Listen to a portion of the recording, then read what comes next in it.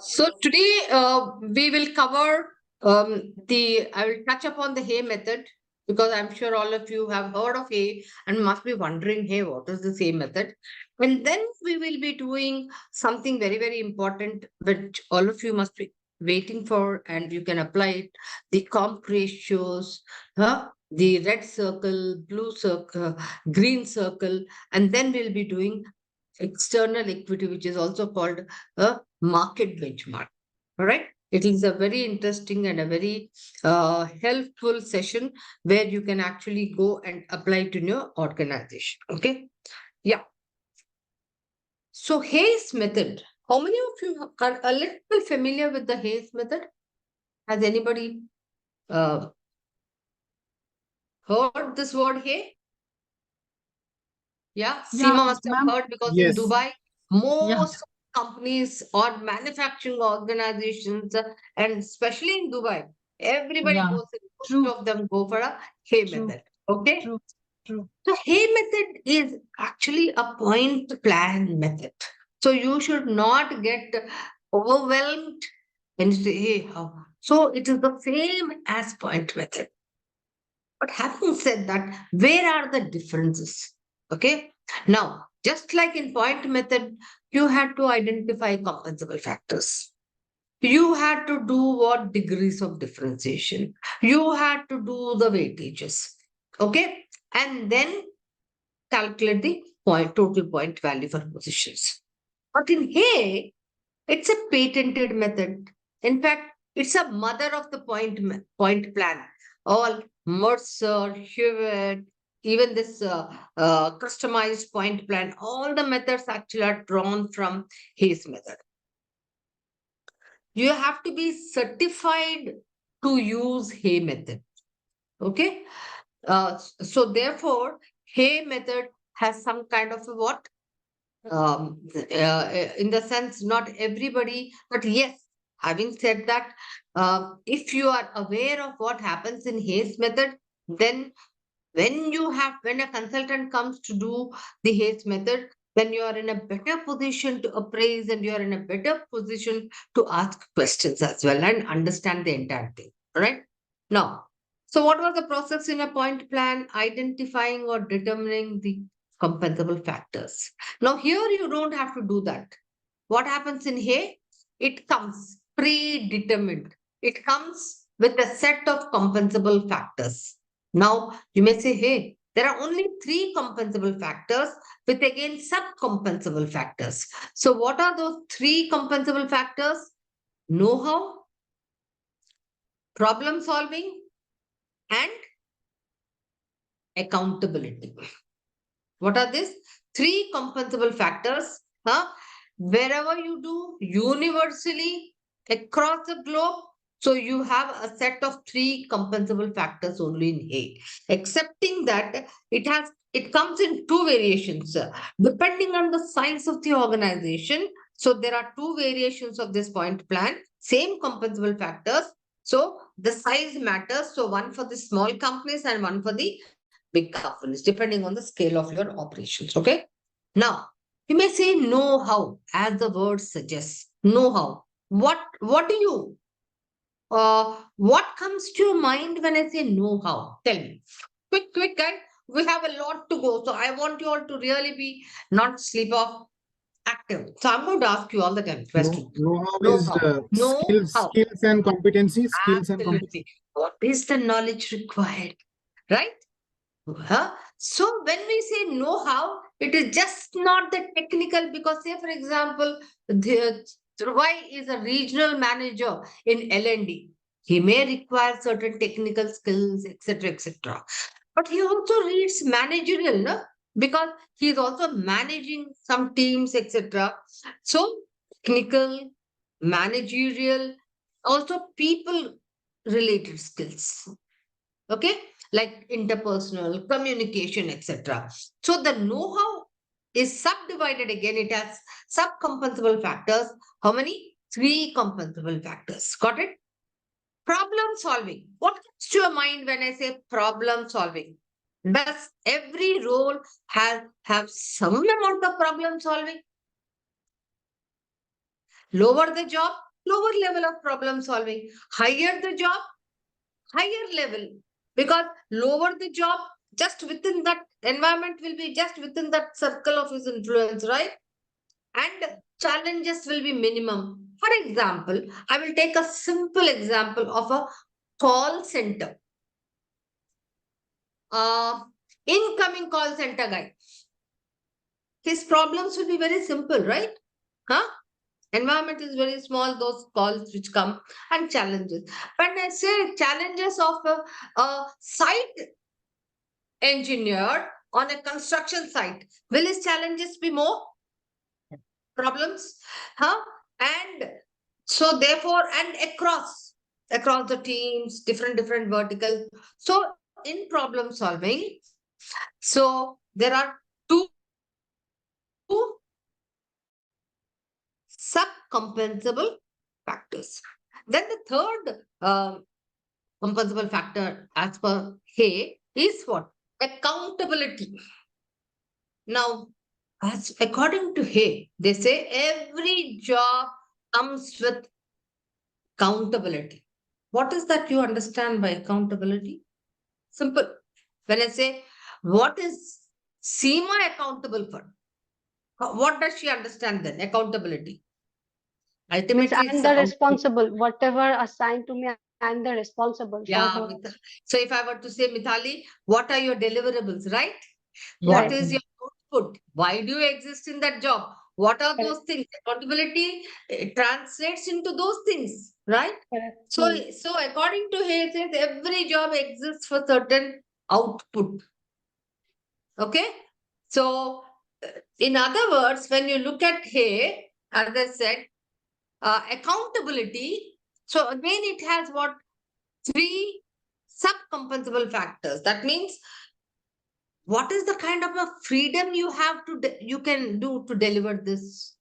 Then what kind of a impact in terms of magnitude? Okay, and impact. So what does it mean freedom to act? What does it mean simply? At a That lowest means level, empowerment I have. yeah, no, at a lowest level, The decision I making. have to work within a process, Yeah. right? The freedom to act is not much. I have to go by that process, very much closely monitored process. But at top management, he doesn't have a process to drive, right? There's more freedom of act. Impact again at a top position is huge. For example, a finance manager, the dollar magnitude, he's responsible for maybe 5,000 crores or 200 crores. You getting me? Huh? So that is called the, so how is accountability evaluated in terms of freedom to act, magnitude and impact? Wow. Just to give a little more clarity. So when we look at input, which is actually know-how, we start from this accountability. For example, Mithali's accountability. This job exists for what? She could be an HRBP. I'm not able to recall. Mithali, in what role are you? Yeah, you were right, ma'am. HR operation manager. Okay, you are in the operations. All right. So obviously, you have to look after the entire employee life cycle HRBP. Yeah, of correct. the organization. So those are your. So the dimensions which are looked at are, the impact on the end results, the magnitude, and the freedom. Now you will be able to deliver this. How? Only if you have the know-how, right? Correct. And Correct. in the process, when you do these things, when you interact, when you do all this, you will come across a lot of problems. Okay, how do you deal with them? And then you will achieve results. Okay, so this is how the Hay figured out that every job will have an input process and an output, which actually is know-how, problem solving, and accountability. Now, so you don't have to determine compensable factors. Also, the best part about Hay is it comes with a predetermined reckoner. You don't have to create the plan, populate in a plan. So for problem solving, if I find a document, I will send it across to you guys. So this is the problem solving reckoner. All the points are written. Then this is for accountability. and this is for know-how. Then what happens? Exactly the way we have computed. So you will look at a job description, you will evaluate the job, you will evaluate the points for problem solving, you will evaluate the points for know-how, you will evaluate the points for accountability, you will total them. Then what will you do? The rest is just the same what we did. What is that you will do?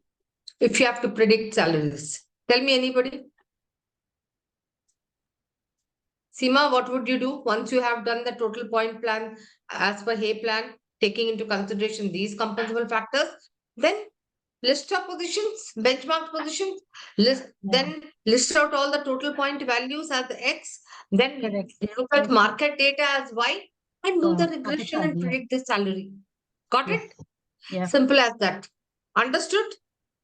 Very So, clear? ma'am, the only difference that you're saying is everything is predetermined in the Hayes format as per the compensable predefined factors that they have, versus for the others in the point plan, we define the compensable factors and the process remains same. Right, right. Now, I must also say this, that most of the organizations today, because Hay was developed long, long back, the organizations or the industries which are in a constant dynamic market environment, it doesn't suit so much to follow the Hay plan. So they typically customize and do a point plan, which I've taught you. Okay. The advantage of a Hay plan is, since they have market data of most of the industries and most of the organizations, irrespective of whichever location and whichever geography you do, what happens? Ability or availability of accurate market data becomes possible. For example, Shell company, if they have done his what is it, point plan in USA, they would prefer them to do it even in India. Why? Because hey, we have already done there. Now you can compare data and you can do it. So the advantage is because they have accurate market data. But that should not be a limiting factor to use your own point method as well, which is much more cost effective. Okay, guys? All right. Yes, ma'am. please give me a thumbs up. If you need further clarification, just text me. I can send you some more, a lot of reading material on this to simplify and also give more clarity on the understanding of Hay. And do it before, you can, so that you will start reading about it. Okay, anybody, if you want more information on Hay, please just reach out to me. Got it? Now, guys, we are moving on to the next one, which is called external equity. So, when we talk about external equity, what is it we said? External equity. That means, how do we establish equity or fairness in the way we pay jobs compared to the market? What is it? Comparing to the market. So my question before I actually explain these elements of a compensation design is, let me just stop because otherwise you'll focus on this slide. I want to ask you all a question. So, I have done my internal equity. But why should I then look at market data, or what is the market paying as an organization? Why should I do that? What is the benefit will I get? To If be I don't do competitive, to that, be then competitive. compa ratio. Okay, let me use a 1 second. It will be a whiteboard. Yeah. If I Why don't should I follow the look at it? Huh? if we don't follow the market, if Mm. we don't do the market research, then we won't get the compa ratio. What exactly we are giving the salary? Is it like the middle level or the below or the upper level? So Okay. it's My important. question to you, Mitali, my question to you further to this. So what if I'm not able to know if I'm not knowing the comp ratio? What happens? You If said we I must do market data because I will not know comp ratio. Okay. But so what? I'm getting to know comp ratio. So what? But to So be like it What's will the to be impact. impact? Huh? What's the impact? see to hire the best talent, you need to have a market understanding Retain the about employee. what the market is paying, and then also to remain fair and consistent with the to be an market employer of trends. choice, you need to know the market. Simple. We keep thinking so many things. Simple. If I'm not giving you, say, for example, Mitali works in some organization. Okay. Now she gets to know that her salary in the market is 15 or 20% higher than what she's getting. So what happens? She will then say, hey, I better look Exactly. out for a job because I'm getting 20% more. Or Yeah. Mitali is looking. I have called Mitali for a HRBP role in my organization. And then I give her 20% less, or I'll say, hey, I'm giving 20% less. She will say, no, I don't want, because in the market, it is this much is the salary. If you're going to pay me a 5% more than that, only I will. Correct. Okay. That's, or for example, so Mitali says, I want 25 lakhs for my job. Okay, good talent. But if I don't know market data, how will I know whether I'm paying more or less? Correct. I may be paying more actually, or I may be paying less. Huh? I may be actually paying more than what the market is paying. But unless and until I know the market data, I will not be able to discern the fact or assess this. I won't be in a situation saying that I'm paying, my organization is paying more salaries, Right. right? So why do we actually need to ensure that is equity in the way we pay, or what is called external equity? One could be attraction, what Seema said, attracting the right kind of a talent, right? Even if I've attracted, maybe I'll not be able to retain. Return. No, because Mm. after 6 months, when I know that, hey, I've been duped, they just told me about this company is paying much lesser. Hmm? Okay. Then what happens if I'm not paying? Obviously, huh? Motivation will be I, reduced too. There will be no yeah, motivation. motivation, of course, is there. Motivation, definitely, because after motivation only you will start looking out for other jobs. All right. Then cost. If you don't know what is the market paying, how will I know whether it's high cost, low cost, etc. Right. So you are not in a position to assess or evaluate. Okay. Therefore, you actually need to do what? External equity. And so when I talk about external equity, essentially it means what? That means comparing ourselves to the market. Okay. So when we say market, so every organization, it wants to design a salary, right? Huh? So when we want to design a salary, there are certain elements to look at. Think about your organization. We talk about compensation philosophy and strategy. In the first session, we talked about saying, hey, every organization should have a philosophy and a strategy. We should align with the business goals or the business objectives or the business strategy, right? Okay. So, in order to do that, so what do you mean by typically when we say a philosophy, compensation philosophy? Anybody?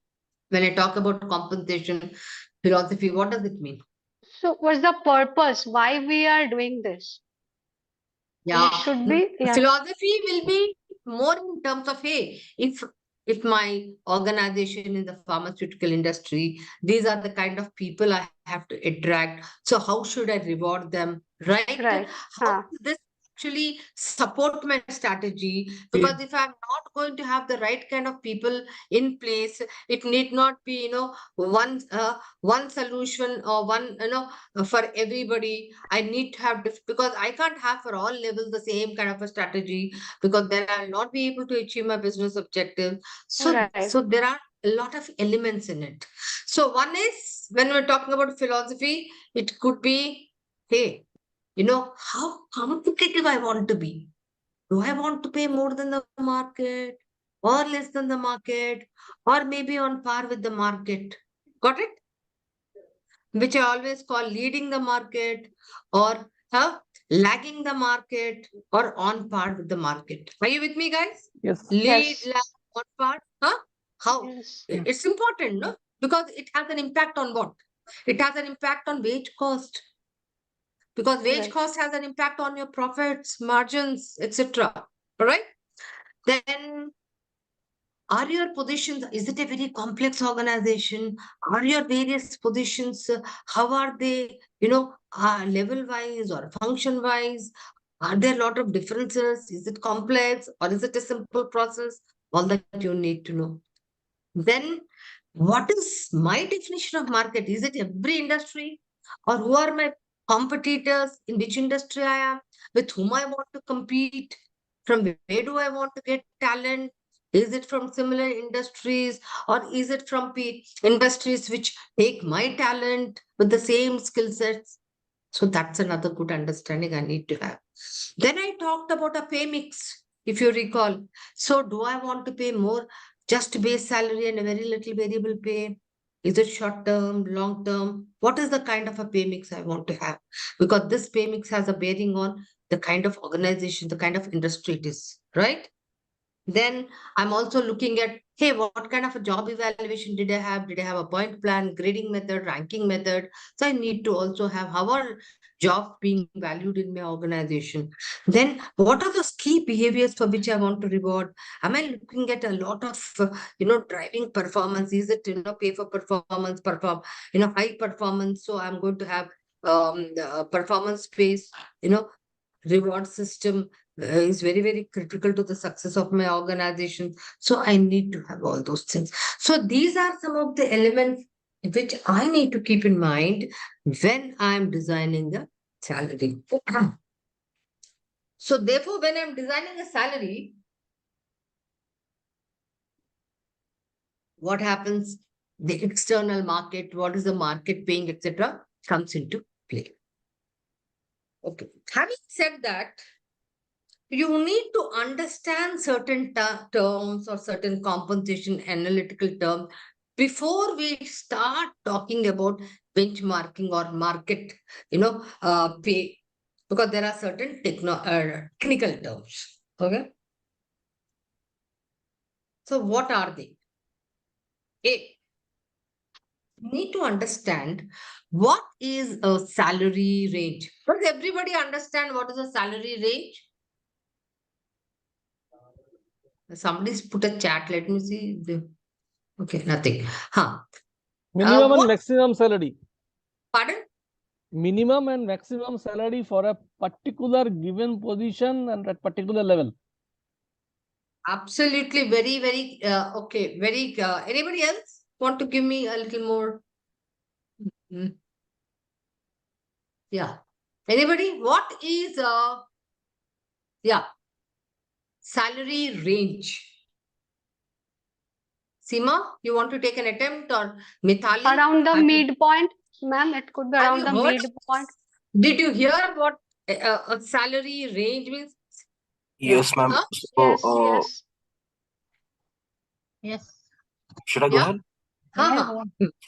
Ma'am, to my understanding, it has a minimum and a maximum point, like for Good. a Good. specific position. Like, Hmm. and if that person is crossing that, we have to, promote them, or like their pay grade will change. This is Nitin, is it? Okay. Yes. Now, all of you are working in organizations, good for me. In your organization, you will be having grades. You may be having 5 grades, you may be having 6 grades. Nitin may be right now in a particular grade, right? He may be in a particular salary grade. Or Mithali may be in a particular salary grade. Agreed? Yes? You are Yes. an HRBP person, but you are in a particular grade. I can also call it as what? Salary grade. Now, having said that, I can say, I can say that I'm just putting one grade here. Okay. Say maybe this grade is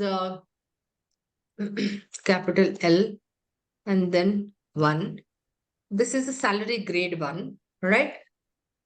So it has range means always what? That means there are a data which is sitting on a range with a min and a max. So I will say this is at 8,000 and the max is, say, 12,000. Got it? That means a grade, not so. The salary range is always, or salary for a grade. So this is L1 grade. This salary grade has a min of 8,000 and a max of 12,000. Yes, ma'am. Yeah. So this salary range will again further have something called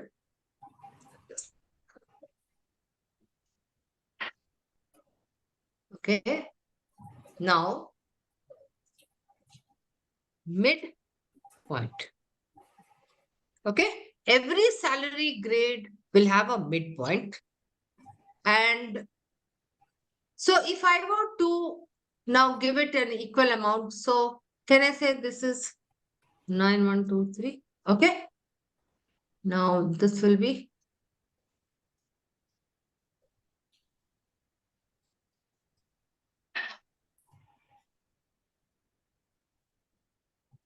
okay. Huh? Yes. So Nitin can be in the salary grade, which has a range of 8,000 to 12,000. He can be at 9,000. He also can be at 10,000. He also can be at 11,000. He also can be at 12,000. Got it? Yes. Yes? Point. It's a midpoint. Madam, there is another clarifications with what we are also having in my understanding. Suppose Nitin is in the salary grade of 8,000 and 9,000 and the grade is having a spread from minimum 8 to 12,000. So it indicates there are other peoples also in the organization in the same grade who are getting 12,000 as well. You are absolutely there. Now, Nitin is in HR, he can get 9,000. Seema is in finance, she can get 10,000. Everybody in the same grade L1. And they could be not only HR people, as I said, they can be positions from different job families, but in the same grade and also at different levels. So 1, 2, 3, 4. So this minimum to maximum, it is spread for 4 years, if you recall cluster. So every increment is 1,000 rupees. Now, One question, just example. Yeah. Their grade and level are same. You ask Their me a grade question. and level are same. So grade level means it's almost same. So what does it mean when you have actually decided on the paper? You said, hey, even if you have not done evaluation or whatever, you are saying that this admin guy and these positions will be in this L1 grade. Okay, but I may start the admin guy at 8,000 maybe. I may start the software guy at 10,000 maybe. Are you with me? Okay. So when we talk about salary grade, all these are what? Base salaries, which Base we have salary. worked out through job evaluation. Got it? Madam, it I is also having another connotation. Suppose in that particular grade of L1, I don't know, L1 grade, the salary offered can be minimum at 8,000 base pay and maximum 12,000 base pay. Because when we are hiring a person from the outside in this L1 grade, then we have to follow a compensation fitment so that his salary base pay should not be below of 8,000 and should not be I'm more coming than to that. 12,000. I will come to all that now. Yes. Okay. When we talk standing min and max, this is clear. I will definitely come to that point through. Okay. Fitment. Because that's very important. That's how you can actually go and apply it. I'm only wanting everybody because in my understanding, I have noticed that a lot of people don't understand what is this grade or what is this range. So a range means you are in a particular grade where it has a range. So here, for example, L1 is a salary grade, which has a range of 8,000, which is min, and 12,000, which is max. Very clear? Okay. Now let's get into the next one. I will just try to show you that figure and then you'll be clear. Okay, can you see this? What is the minimum here? 60,000. 60 and the maximum is 90,000. Okay, so this is the range. Now this range is also called spread. What is it? It's also called spread. It is also called width. It is also called Width. Okay. WIDTH, width. Broader or larger the spread, that means people can be there. The tenuity in that particular grade can be longer. So if you notice that in any organization at a lower level, the spread is narrow. Why? Because you don't have to have a person there for many, at best 2 years or maybe 3 years. Then he will be normally be promoted to the next level. Now you may ask me a question, but why? Why should that at a lower level? Why should the spread be narrow? Because the lower level jobs have only their role. What does it contain? Just learning, having the knowledge, but the skill levels. So as soon as that, because there is no manage, it's an individual contributor role. So there is nothing like managing a team, etc. They just have, if it is a call center, a typical call center employee. So he can be in that role for a year or two, who's taking calls. So he has to, the ability to take calls, not to drop the calls, the ability to handle the customers, okay? And then good interpersonal relationship. Now, if you put him and make him do for 5 years that job, no sense. So as soon as you are very good, so the tenuity will be just about 2 to 3 years. So the spread is smaller. So what happens? Your min and max, the spread is very small. And then you are promoted to next. But as you keep going higher and higher, the width or the spread of the grades is very wide, because you need to, it is not only just learning the skills or the knowledge, but you have to manage people. So there are more behavioral aspects, people aspects, business acumen, leadership. So it takes time. So if you notice, from a manager to become a senior manager, it takes a longer time. From a senior manager to again to become maybe a director, it takes much more longer time. So the tenure is longer, because the job becomes complex and complex. It is not just limited to skill alone. Got it? Madam, Okay. this 50% range spread, how is this 50% Yeah, you are arriving? I'm coming to that also. So first I will tell you, so please make a note of it if you want. At a lower levels, the spread is typically between 10 to 15% at a lower levels. With middle level jobs, it is typically between plus minus 20 to 35. Okay. At top level, 35 plus minus 250 or 60, or it can go up to 80 as well. All right. So that is the spread. Now, Dhruva has asked me, what is, madam, how did you get this? Okay. Now, if you want to calculate the spread, how will you calculate? Simple. I have also put the formula there. Maximum minus minimum. So what is the maximum here? 90,000. 90. Minus minimum? 60. Do it quickly. 30, Divided by 60. minimum. 30 over What 60, is the half. minimum? 50%. No, I'm asking you, do this here. Then will you get 50? I want you to see that. Can you do it and then see whether it is a 50% range spread? For this, because it's already worked out. 90 minus 60 by divided by 90 minus 60 is 30. Yeah. 50%. Got it? 50%. 50%, you can convert it into, what is it? Decimal. So make a note of this formula as well. All right. Okay. Okay. So this is one. Next, we are talking about compare ratios. What is it? Compare ratios. A lot of you wanted to know compare ratios. Okay. Any idea what is a compare ratio? Anybody? Just to get a feel. Compare ratio Yeah, like is the average okay. by midpoint. Okay. compare ratio is a deviation of the salary from the midpoint. It could be on the left side, it could be on the right side. Absolutely. Right. Absolutely. So let me first of all give you a little understanding. So when let us know the formula first. Okay. When I say compare ratio, what does it mean? individual salary. What is my individual salary? So we'll go back to that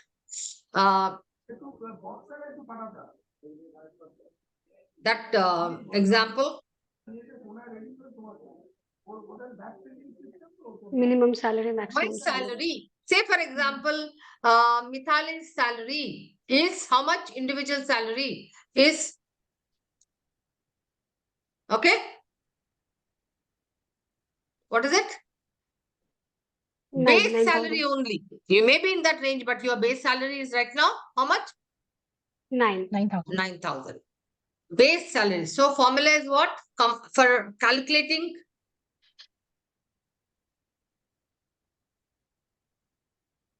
base salary. Okay. Divided by what? The midpoint of that grade in which you are there. So what is the midpoint? 10.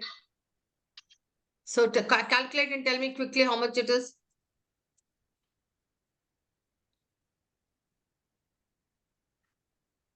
.9. Exactly. 0.9. So, or can I say 90%? Calculate for 10,000, it will be 1 or it will be 100. If your salary is at 10,000, how much will it be? 100%? 1. Right? Huh? Or 1. Mm. And if your salary is 112,000? We are learning percentile. So this is percentile, ma'am. Pardon? This is percentile. Like, so 12,000 will be taken as the 100th place. And apart from that, whatever salary is below that, that stands for the percentile range. 10%. No. So don't get into percentile now. Now just stick to comp ratios. Don't get confused. Let us learn comp ratios first. So that's why I wanted to teach you these terms, techniques, comp ratios, because when we are calculating and when we are actually understanding salary benchmarking, etc., then I will teach you how to do even percentiles and how to compare ourselves. Okay? Okay, Nitin? Huh? Yes, ma'am. Yes, ma'am. So you will just see, you just, so right now, where are we? What am I trying to tell you? That if Nitin has a salary of 10,000, which is the base salary, then what is this comp ratio? Comparator ratio. What is this comp ratio? 100%. 100%. Okay. And if my salary is 12,000, my comp ratio is 120%. Now you may say, hey, what is this comp ratio and why? Okay, I've learned. So first of all, I've taught you how to calculate comp ratio.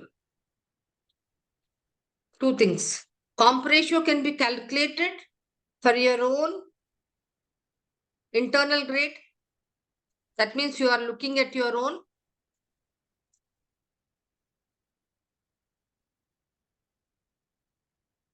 salary grade, right? Okay. You can also look at the market midpoint, that is market salary also, and calculate your comp ratio. Now, all of you have understood the calculation. Now, what does it say? Now, let's go back to a little more of data and I'll help you to understand. Okay? Because I want to clarify for Nitin, because he got somewhere little mixed up with that percentile. So I don't want him to get mixed up there.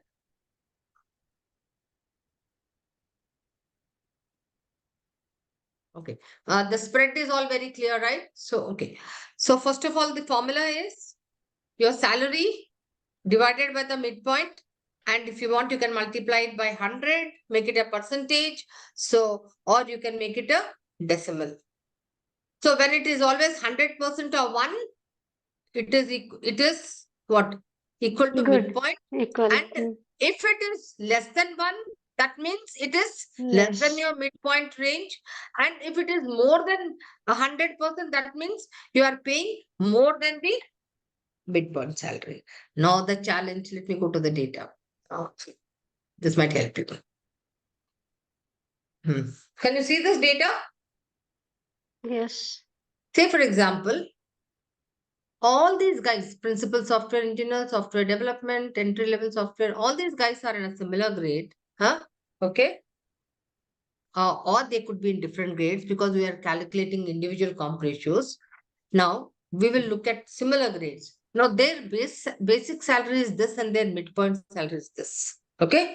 Now, comp ratios are what? So, who is being paid almost closer to midpoint?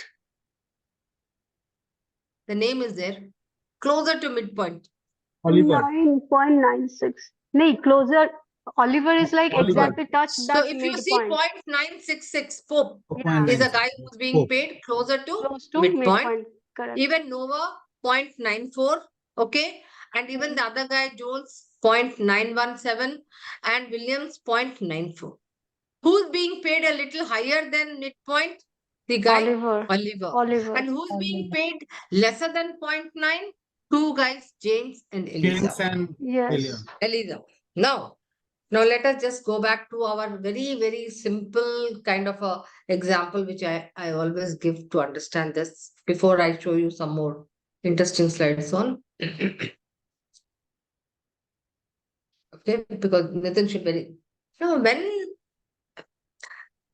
why these comp ratios become very, very important? Because now I want to hire, say for example, who is this? Abhijit wants to hire somebody at an L1 grade. Okay. Now there are L1 grade. So it helps me to make a recruitment decision. That means called fitment, which Dhruv was talking about. Where is he? He's not there. I can't see him. Are you there? Yeah, Dhruv. Dhruv, are you there? Yeah. So comp ratio helped me in recruitment. Okay. Oh, sorry, what happened here? Recruitment. Now, how does it help me in recruitment? There are two individuals. One comes with 5 to 6 years of experience, is really very good, but the other has no experience. Now, will I both of them in the same base salary? I will say no. Maybe one has to be at the starting of my grade, that is 8,000. And because he has about 3 to 4 experience, I might give him an advantage of one more increment and put him at a 9,000. So typically comp ratios, you decide on the fitment in terms of at an entry level, are you going to just give 80% comp ratio? And people with experience, maybe you will give 90% or 100, and exceptionally good and who are promotable, then I will give them about 110% comp ratio. So that means what? Fitment, recruitment. And how do you decide? How do you decide? Based on the number of experience, based on the kind of knowledge, skills, and he has, and his readiness, etc. Based on that, you will then decide on at what comp ratio would you like to fit in. Okay, Nitin, are you there, Nitin? Yes, ma'am. Yes, ma'am. Yeah, just please feel free to ask questions, because very important, otherwise you will get a little confused. Okay, so how does it help me? It helps me to understand at what comp ratio should I actually fix him. Two, it helps me to, where is that? Let me go to that.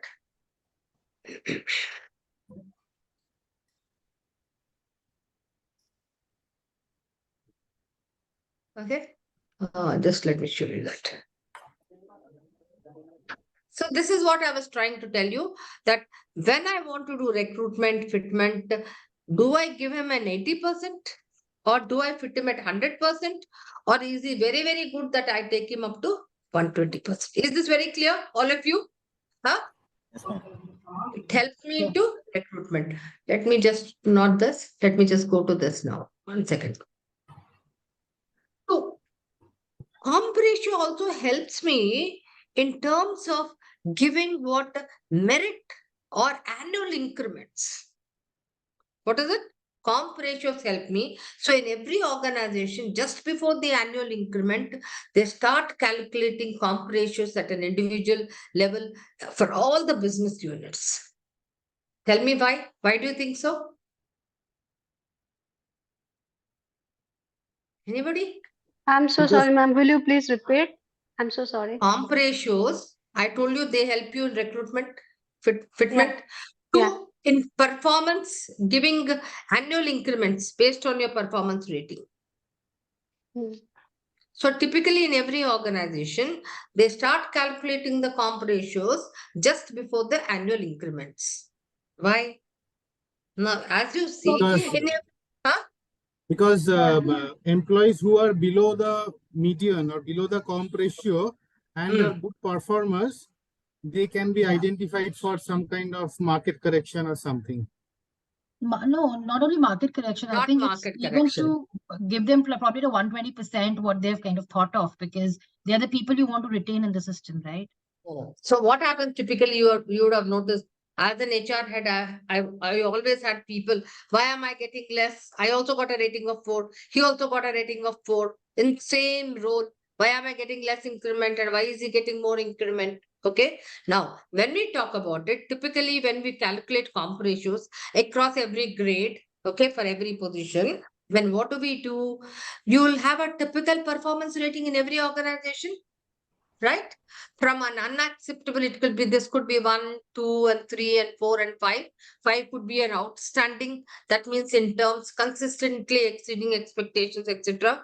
And 1 where it is absolutely unacceptable and it doesn't have any proficiency and all. So your performance is rated on 1 to 5, anywhere between 1, 2, 3, 4, 5.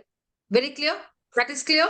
Okay. Now, having said that, now think about it. Dhrubai and Suleiman. Suleiman, are you there? Okay. Dhrubai and Suleiman are in the same position. Okay? HR managers. Right? Now, Dhrubai is less, his comp ratio is less than what? 0.994. That means he's at a lesser base salary. You can make out, no? That means he's not nearly on the same, near the midpoint. Whereas Suleiman is greater than midpoint. That means at a higher base salary. Higher base salary. Maybe because he was hired when the market was high and he was taken at a higher salary. We'll look at that also. And Suleiman was there, and at that time, his base salary was less and he's still been continuing. Now, both of them are in the same role and they've also got a rating of 4. Now, you tell me, will it be fair if I give them equal amount of increment, then his salary and his salary, there will still be a difference because there is a salary compression. Two people working in the same role, same job, same effort, and on the same rating, but different salaries. It is not equity. So what do I do? When I calculate comp ratio, I'll say, hey, this guy is also good, but he is under lesser comp ratio. So I'll give him higher increment. Whereas this guy who is already at a higher comp, I'll give him what? Lesser increment. Are you with me? Yes, ma'am. Guys, are you with me? Huh? So typically organizations, what happens? They do the comp ratios for every individual grade-wise, because now when they have people who are having the same rating, now there is a disproportion in the way you give them increment. Got it? I hope Right. that's clear. Please. But ma'am, Yes, I ma'am. think in reality, that person whom I am giving the lesser in. Tell me, please. Hello. I can't hear you. Somebody was talking. I think it was Mithali. Mithali, are you there? Yeah. Any clarification, guys? It's the same thing here. Any Can clarification? you hear me, ma'am? Yeah, I can hear you now. Yeah. Ma'am, based on the example you shared, in reality, will that person accept that whom I am giving the lesser increment just because of the previous data, just because of that person was like above the You midpoint have or no option, comparison. no. This is at an organization level, at a business level, and a departmental level. You actually calculate this. Have you noticed? You actually do as a compensation manager, I will actually then work out this. And then I don't go by whether it is Suleiman or whether it is Mamta. I will do this. I'll calculate the comp ratios across and then start giving the increments. Of course, 10% will come back. They'll fight. Why did you? Then you'll have to explain to Exactly. them. There has to be transparency. If you can see very, very clearly, a guy with lesser comp ratio in the same salary grade band, 74 will get 20%, whereas a guy who is at 115% comp ratio will only get 5%. Got it? I may have done exceedingly well. Yeah. This guy also got 5. This guy also got a 5 rating. But this guy's increment will be higher than this guy's increment. Is it clear, guys? Again, same Again, thing. I'm saying, I understood, ma'am, whatever you're saying. Hmm. But suppose that employee is really like hippo kind of, like high potential. And in that case, will that be easier for me to retain that employee just based on my So, data and strategy? yeah, then they will come, they will talk, then they will see, then we'll see, we'll talk about, then there will be exceptions. But typically, you don't make exceptions because if you are going to make changes for one person, then you'll have the entire lot coming on you. So the HR department typically, because I've actually got into such situations year on year, because every time we do the annual increment and then what we do, uh, because for somehow we have not done market corrections or something. It's called salary compression. So we have to do, then we take at least 2 years or 3 years to do some corrections. Such cases, why do they appear? Because in most of the organizations, you don't have a salary plan, you don't have a great structure, then you take people at certain salaries, then paying higher salaries. Simple example, management trainees. Have you noticed? If you take people 2, 3 years earlier, they will get less salaries than the guys who are we take them. So if you don't do market corrections, almost then what is if you do? So what happens then? You tend to lose people, right? Exactly. You Yeah. tend to lose your good people. And whom are you losing here? A guy who's been there with you and who's also exceeding exceptional targets. Okay? So you need to do some course Okay. corrections here, no? So that's why you keep Madam, continuing to do. And if you think there are 5 or 10% of exceptional people, then you don't add it into your salary, then you will negotiate madam, and you do madam, something else Thank about you. them. madam. What happens when I do such an exercise? It takes about 2 to 3 years. I can't do immediately Yes, because yes. that much of money, wage cost. Even the CEO say what's happening, right? Correct. Okay. Okay. Guys, this is something, especially when you're doing a recruitment, fitment, you can use this and I will send it across to you all. You can use this, how to do the fitment. All right. Yeah. Now, what is important? There's one more thing I wanted to tell you. Typically, we do an individual also, and we also do what is it called? Where is it? There is this here it is. Yeah. We also do group comp ratio. Individual comp ratios you have understood. But why do we do group comp ratios? And first of all, just look at this data. How do you do a group comp ratios? Say, for example, there's person 1, person 2, person 3. What will you do if you want to do a group comp ratio? Add up their base salaries 30,000, 73,000, and 150 plus. Okay. And then divide by what? Their midpoints. That is 40,000 plus 80,000 plus 120,000. Anybody who can give me a little, tip off on what is the benefit of doing a group comp ratio? Internal equity. Yeah, very close. But can you be a little more specific? Because yes, you are almost there. Why do we do that? We also want to know, say, for example, I might do a comp ratio for my finance people, job family, my HR job family, my marketing job family, production job family, and see that which job family am I paying more? Who are sitting on higher costs? Because higher the comp ratio, higher is the wage cost. You got me? Yeah. Huh? I also can see for my top people, critical positions, if I'm taking some positions, hey, what is their comp ratio? So I can actually create a pie. That means a pie and divide with what? Job families, okay? Or critical positions, and see where I'm actually paying high salaries, because typically your comp ratio should not be more than 1.2. That means you are paying then higher salaries, more than the midpoint, because higher the salary, that means either your people are really experienced a lot, you're paying high wage costs. So therefore, coming to this, whenever you are actually recruiting a person in a particular team, you're also looking at, hey, what are the comp ratios of other team members? Because you don't want in the team everybody at high comp ratio. You want a mix. You want somebody to be high, some at least 50% to be low, and 25% to be at least a medium, so that you have a good composition of team members with different kind of an experience. That is this level. This one. Huh? Okay. If you have everybody in your team here, what happens? What happens if all of you are here? Dhruvi? Wage cost will go up. Very, very high. So you have to have some people here, maybe one person or somebody. So that's why competent person has to say, how will you know where is my wage cost high? Maybe overall my wage cost is higher than other competitors. But then to do an analysis and find out where is my wage cost high?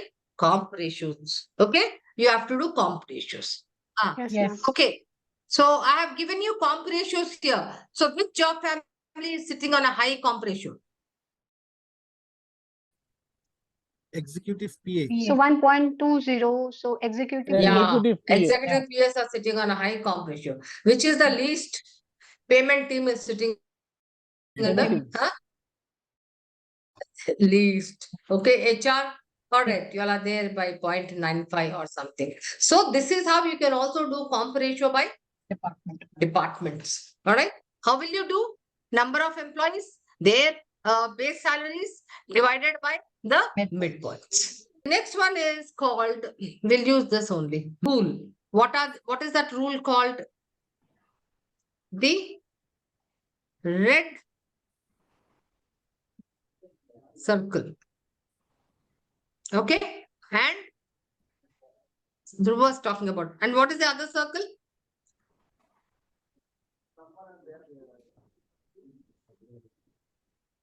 Okay. Green circle.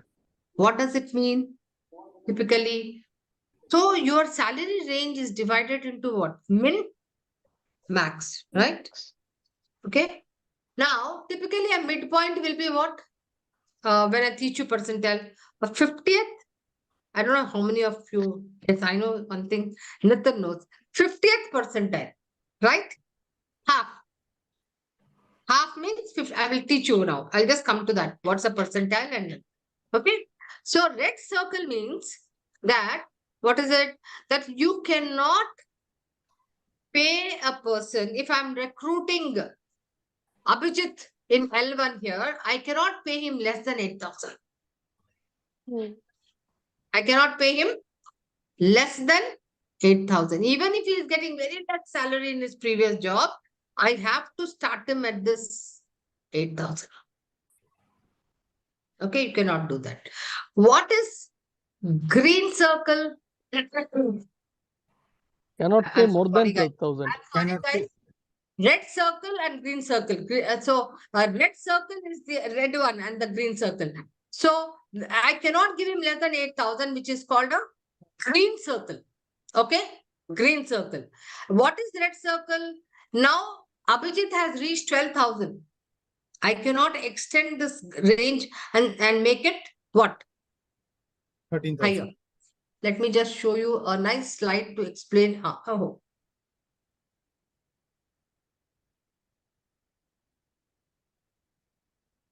Okay, this will be the.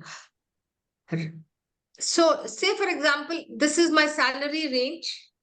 This is my maximum and this is my minimum.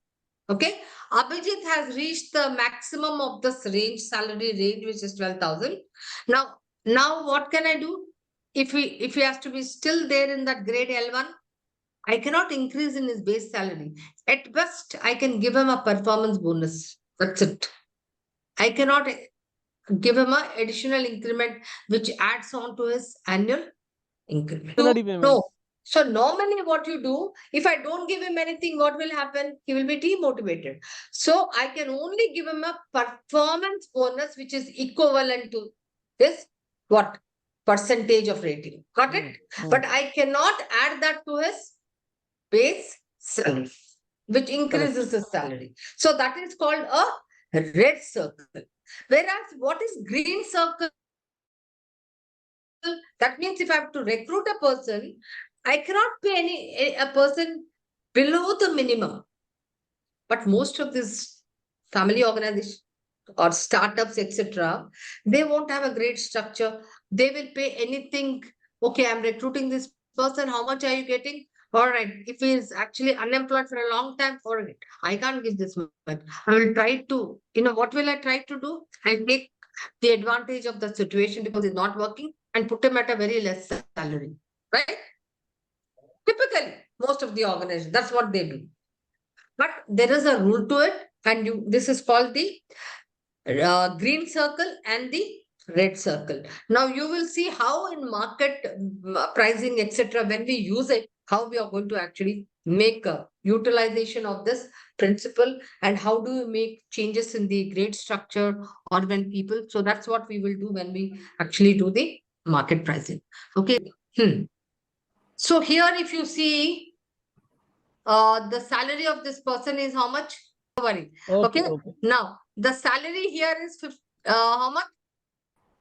5,50,000. Yeah. Okay. Now this is I think this is not a monthly salary. Okay. So one is you can break it down into but even the midpoint is 7,25,000 because it's been accumulated. So you can calculate the comp ratio by using this midpoint. Can you do it, Nitin, here? Just one so that everybody can see it.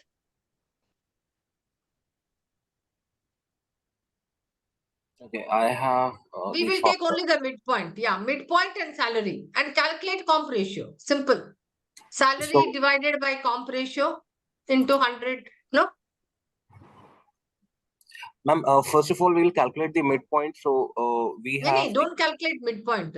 You already. I thought the midpoint was already calculated. That's why. Yes, it's calculated. I've put the formula here. You can do that. Yep. Yeah.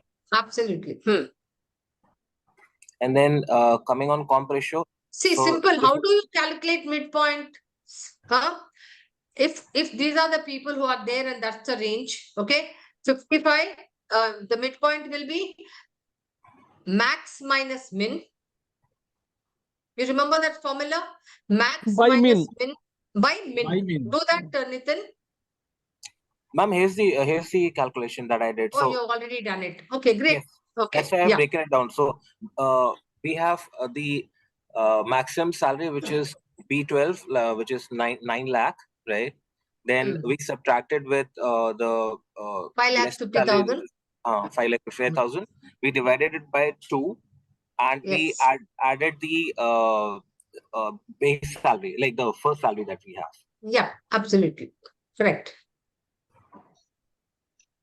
Now you will do the what? Comp ratio. Oh, sorry. This was.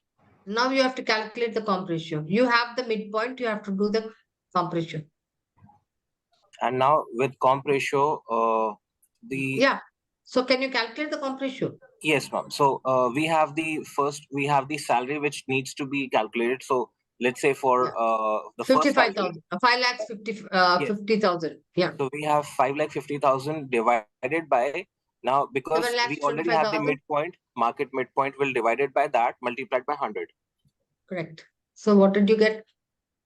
So what I got was 75.86. Yeah, excellent. Yeah, excellent. Anybody who wants to see another example?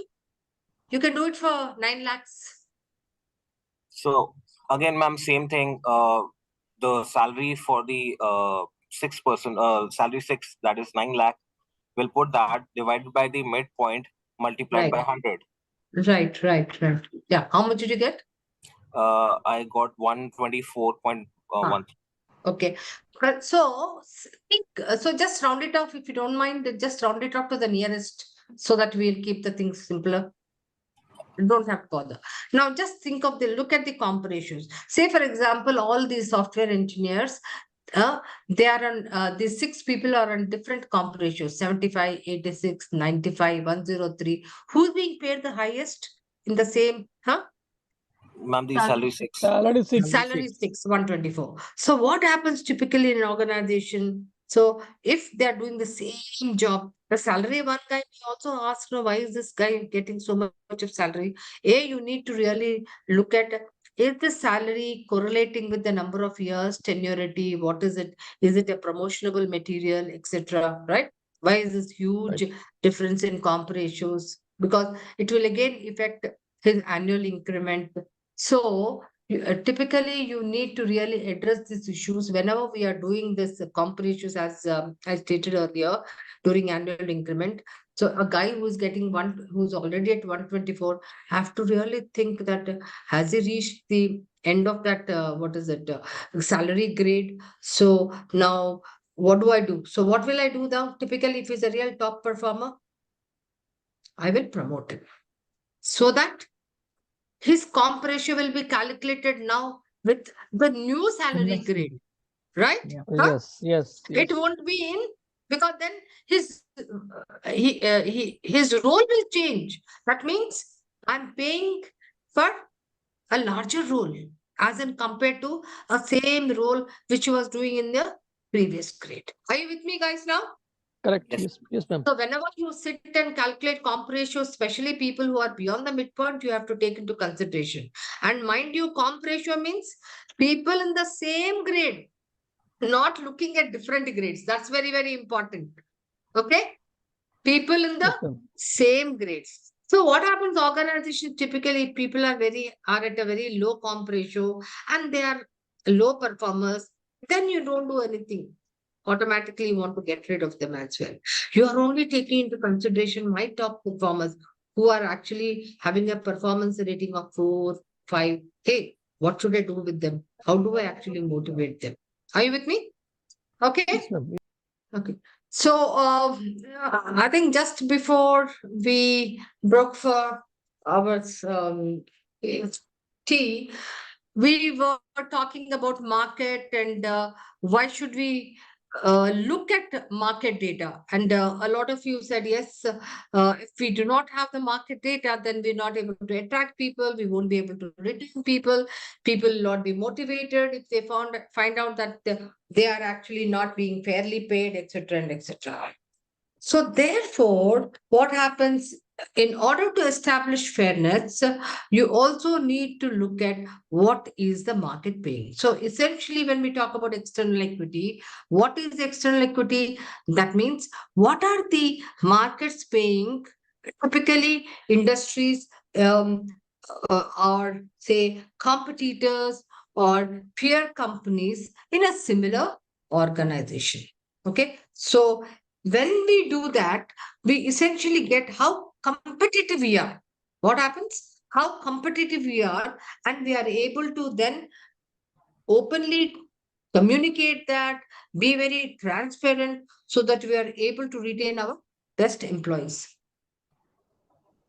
It also helps us to, as I talked about, to position ourselves, whether we want to lead, whether we want to lag, or we want to be on par. So that's called positioning. Okay. So when we talk about, say, lag, we want to pay lesser than the market. What does it mean? That means, what does it mean? That when the peer companies are paying at a high salaries, I'm still paying much lesser than them. So there is a lag. This lag actually can be computed with market data in terms of the percentiles. We'll talk about that percentile. But now to understand that when you are saying lag, that means you are paying lesser than the market. When we say on, say sometimes organization can lead for some time, then they can also be lagging. Like, for example, they want to lead typically when you are a startup paying much more, okay? While your market is paying at a certain, you are leading the market, and thereafter the market is moving, but you are not paying because you've got your people and you really don't want to pay more than the market. So you also can have a combination of lead lag. What is this? Don't read the print. When you look at if this is market and this is company, what will you say? What is the kind of a market position is this for the organization? This is Anybody? lead. It's leading because you can see that the Lead market is market. paying lesser and the company is actually paying more. So these are the three. Essentially, you get to know your market position if you know the market data, whether you're leading, lagging, or pay. Now, typically, how do they position themselves? It's not that only like companies like Google or Microsoft will take positioning for across all the levels and all the employees. But you can have a combination. Say, for example, it depends on your demand and supply of your talent. You can be in a leading position if the demand for a certain talent is very high and you need them, and supply is what? Less. Like say typically in operation people or a production people, etc. Say support people. You have plenty of people available in the market. Will you still lead the market? What will you take? What position will you take as a policy, compensation pay policy? You will say, hey, sufficient people. And they're also not my key strategic position. So I may be paying less than the market. Or I may say, hey, I will pay on par with the market, right? So what am I trying to say? The positioning also depends on your own strategy. Say like a company like a FMCG, which is into, consumer goods. So typically, what kind of job families will they be leading the market or paying more?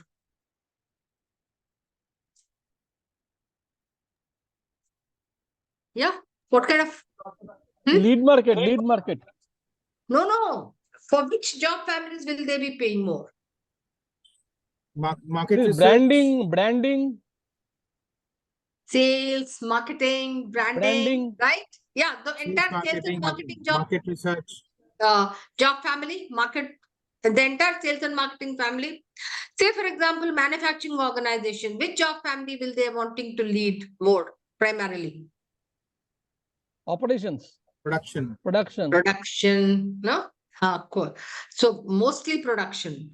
Now for an pharmaceutical R&D organization, which job family will they pay the most leading? Research and development, quality. Oh, they're absolutely right. Because without their R&D, they cannot survive. So now you know. So for HR people, typically, which organization will pay the lead or which will pay more than the market? What kind of an organization? Industry? Consultancy, probably. Oh, you are there, Seema, right? Why? Because you need exceptionally good skill sets, etc. Are you with me now? So there was this guy, a finance guy, chartered accountant, who was actually not heading, I would say, okay, deputy CFO kinds. Said, ma'am, in PwC, chartered accountants are getting such high salaries. I told him, are you comparing CS working in, a BPO and a consulting organization? Same, will they get the salary? Look at the effort. Look, are they the same jobs? Will they be the same jobs? Definitely not, no? A chartered accountant in a consulting organization will have his duties, his JD. Yes, if it's the same JD, then he'll have to be paid the same salary. Right? So there's definitely a differentiation. So when I do market benchmarking, can I do it with them? Hey, HR and consulting organizations are getting 50 lakhs, but I'm only getting 25 lakhs. Do you think that will be a good comparison then?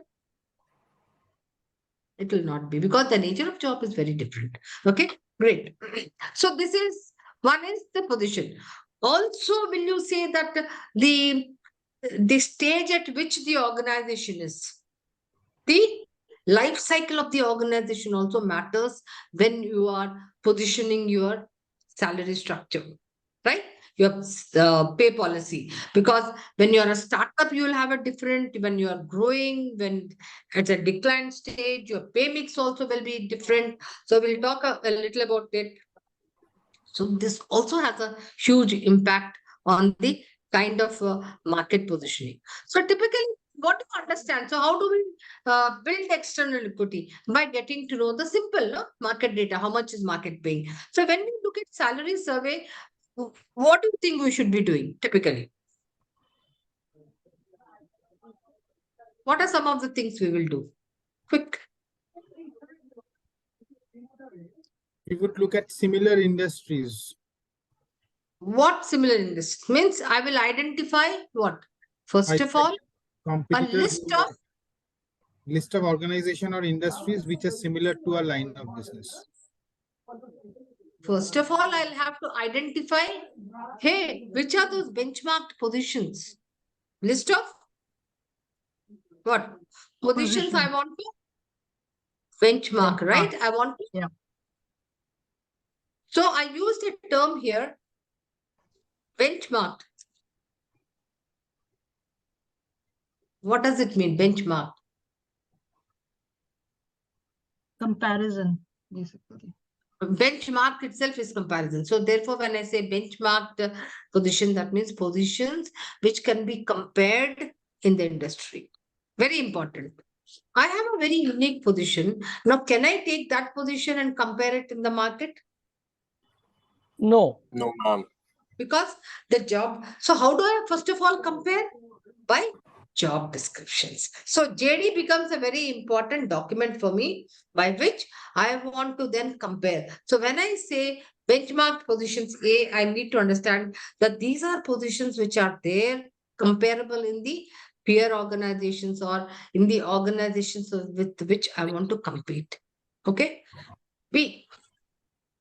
So typically what kind of positions? HR, support, operations, etc., etc. Now, typically, when you benchmark position, they should be at least 60 to 70%, not just top management, not just middle management, cutting across all the levels.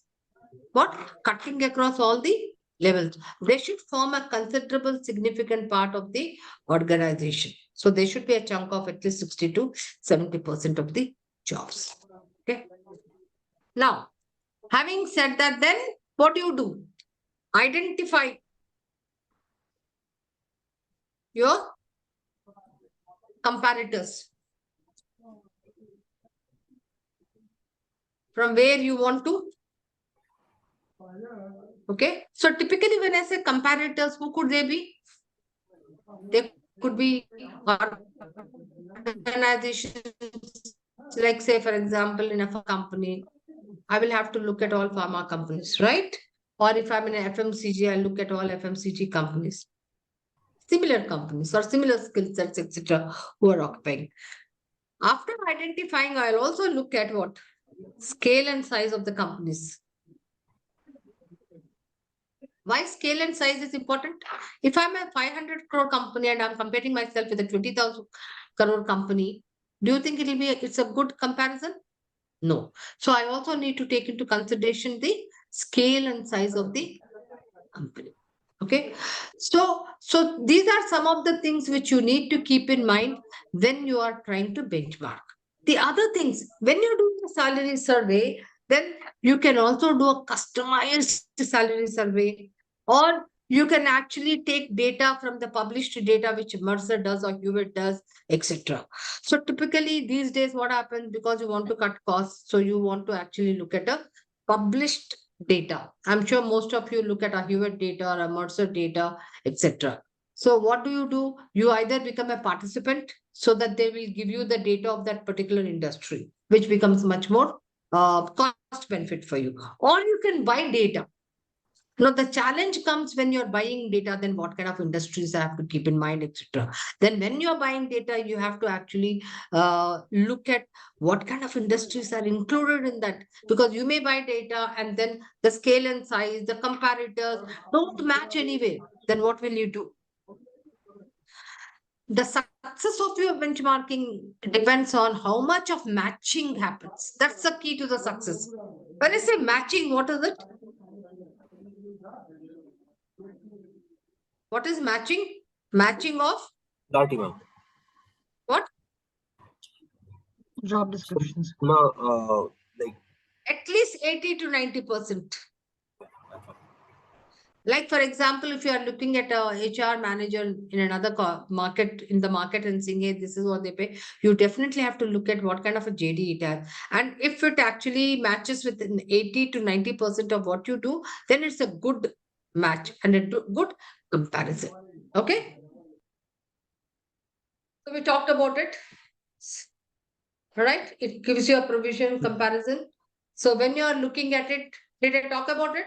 Size, nature, sector, location, competitiveness. Then in terms of job evaluation, you have to look at all the complexities, skills, and then the important thing in a job evaluation, when you are doing a job, salary survey, equivalence.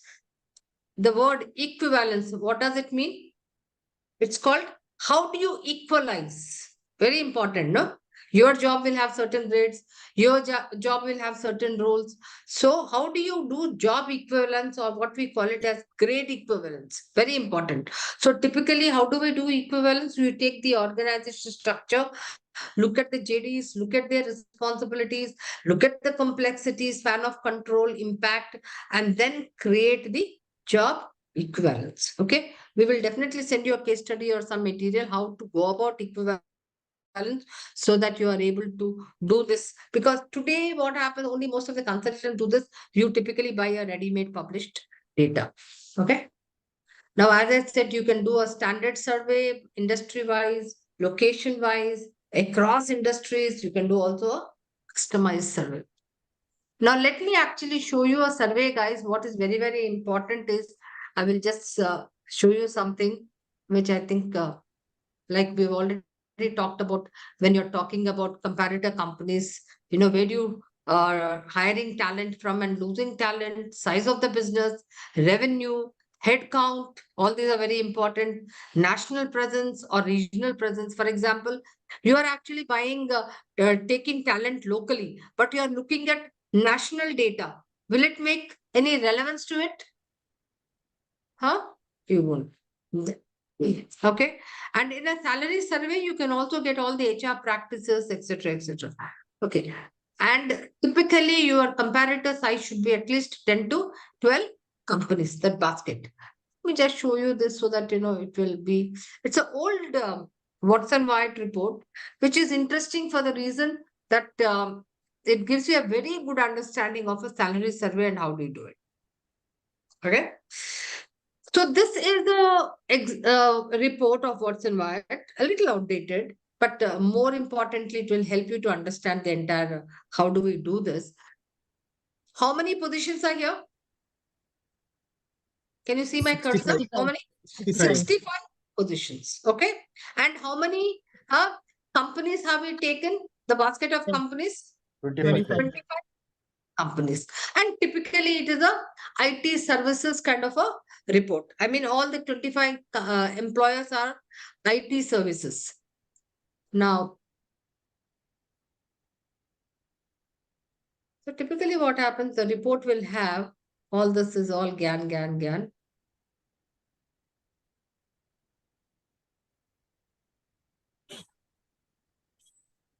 Okay.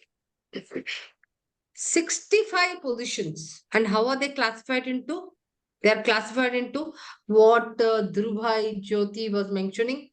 They are classified into job families. Now, can you tell me what kind of a families are here? Consulting business unit, administration, finance, these are all families. Marketing and communication, quality. So there are various positions, but different hierarchies, but in the same functions. So these are called job families. So all the 65 positions have been classified into different job families with positions at different levels or grades. Okay, you have sales. Now take a look at the profile of the participants. Okay. So whenever I'm looking at data, very important to see, hey, who are those listed companies who have participated in this salary survey. So I'm looking at all of them. Okay, they seem to be all of similar nature, etc. Most of them are IT companies. Say, for example, you are a company who is making chips. Now, chips is a different nature of business, which cannot be compared with the IT companies. So, can you then compare your data with this? No. So, what is very important is whenever you get a data, whether it is from Mercer, whether it's from Pivot, you need to definitely check as to who are those, participating companies, or who are those comparators whose data is given. So can I compare my positions with this? And also mostly they will give you JD job descriptions. Okay. Now having done that, now again, I will go straight to this. This is where I want you all to learn. Okay. I will make it a little bigger so that you can see. So when you are doing a compensation survey, or when you are reading a compensation report, your report will come like this. What is it? A position like a senior vice president. Obviously, when you are comparing, your company's data won't be there because you are wanting to see where you stand. So your company's data. So if you want to compare your height, Suleiman wants to compare his height with 10 other people.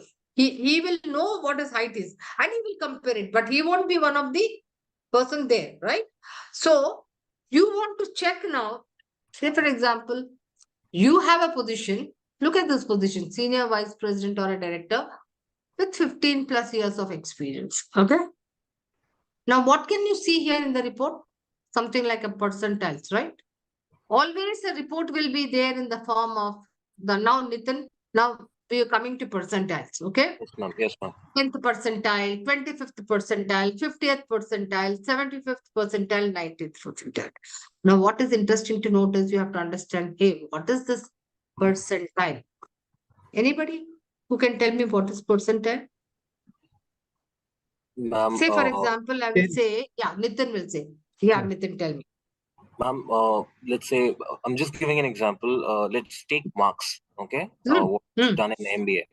So how we calculate percentile is the maximum marks that has been obtained by the candidate who has topped the exam will be taken as the 100th percentile. And from there we compare like who has got, which position. Okay. Simple. There is a difference between absolute and relative. Two things. What did I say? Absolute and relative. Please understand this. This is very, very important. For example, Seema has got 90 marks, 90% in maths. What does it mean? Out of 100, how much did she get? 90 marks. That's an absolute. Okay. But if I say Seema, she did her CAT exam and she is at a 90th percentile. What? What did I say? She's at a 90th percentile. What does it mean? I don't know how many people gave the exam. There may be 5,000 people. There may be 10,000 people. Okay. But 90% of the people got lesser than her and 10% of the people who gave exam got more than 90. Are you with me now? I will repeat again. For example, I will say Amazon pays at 60th percentile. I'm paying at 60th percentile. Okay. What is it? Because typically you refer when you are comparing it with the market as a percentile. I'm paying at 60th percentile. Amazon says. Done? Yes, what does it mean? I have looked at 20 companies. How many? 20. I have compared myself with 20 companies. I've got market data. And Amazon, when it looked at market data of 20 companies, is 60% of the companies pay lesser than me and 40% of the companies pay more than me. Are you with me? Yes. Now, I am a software company, right? Now, I want to recruit people, software developers, okay, at an entry level, and I want to pay them at a 90th percentile.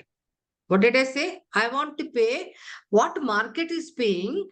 I want to pay at a 90th percentile. Means if market is paying 100, I want to pay a 90th. Got it? Is that clear first? Very Yes, clear? yes. Just give me a Yes. thumbs up because this is very important for you all to understand. Huh? Okay. Then what will I do? So Suleiman will say, okay, fine. Oh my God, I'm a compensation guy. Now I have to do. I don't know anything about market. How is it paying about stuff? So I have started collecting data from A, B, C, D, E, F, G, H, I, J, K, L, M, N, O, P, Q. These are the number of companies from which I have calculated, I have collected market data as to what is a company paying for a software developer, 22,000 per month. What is M company paying 17,900? So what is this? All this is? All this you can see in the C column. What is it? Salary. 6, 7, 8, 9. So 14, what is this? This is all market data of 14 companies. And market data of what? Which position? Software developer. Software developer. Software developer. I've got this market data. But what is that I'm aiming at? Pay at 90th percentile. Pay at 90th percentile. Now, what will you do? All you Excel, I'll teach you how to do, how to find out. Now, I have this market data, but this is my data. And from this data, I have to find out, hey, what is that I have to pay at a 90th percentile? Simple, no? What will I do? Simple. So, what will you do now? Anybody who is very familiar? Formula? Insert function? Fourth one. Percentile? Huh? Okay. Array of data?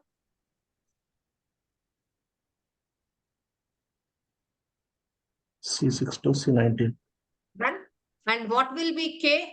K is my 90th percentile. 90th, can I put it as 0.9? Yes, no? Yes. Yes. So, 0.9. Okay. So, what is it? What is the amount? 23,400. 23,400. This is at what percentile? 90th. 90th. That means, if this is my market area of market data, I want to pay at a 90th percentile. Okay. Now, let us look at, if I want to pay at 75th percentile again, what will I do? You tell me and I will follow. Tell me. I'll put here. Okay. You tell me and I will follow. I'll put this here. So what I'm wanting to do, I want to, yeah, somebody said Nitin. Tell me. Yes, ma'am. For 75th, ma'am, again, we'll do the same process. Insert function, no? Yes, ma'am. Percentile. Then percentile.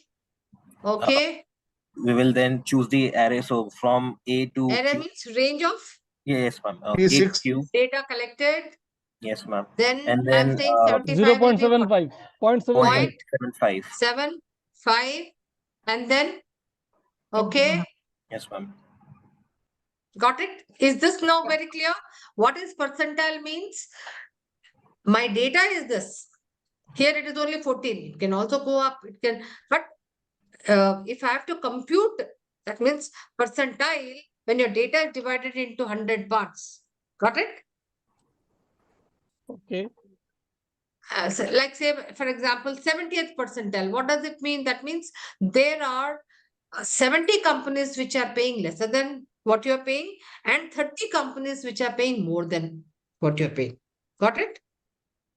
Okay. Is that very clear now? Percentile means? That is 90th percentile means that. Tell me what will I do? Tell me. No, in case of this 90th percentile. Insert function. Percentile. Okay. What will I do? Yeah. Range of data. And it will be 0.9. Huh? K will be 0.9. Point? 0.9. 0.9. Okay. And okay. Right? So it's Okay. meaning that 90% of the So what will be companies, 100%, 100? That will be your highest, right? So if I have to say what is the range, 34,000, and what is the min? You tell me now. Just look at the data and tell me. I've already done the percent ranking here. Mean is 17,000. 14,000. Huh? 14,000. 14,000. 14,000, the zero. 14,000. Yes. And I will also show you how to do this percent ranking. Okay. You want to see? So what yes. will you do? Insert function. Sorry. You have to cancel this. Huh? Okay. I will take a place. I'll take this one. Insert function. Percent rank. Okay. Again, range.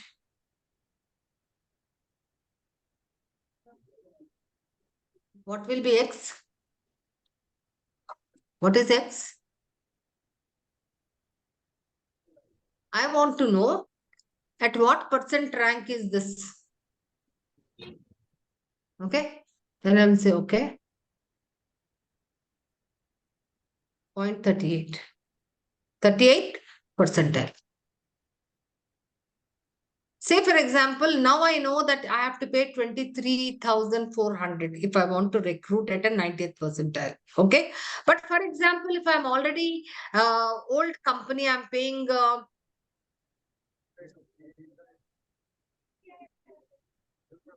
I'm paying 17,000. Okay. I don't know the market at all. I'm paying 17,000. But I want to pay at a 95th percentile. What will I do? Anybody? Yes, ma'am. Tell me.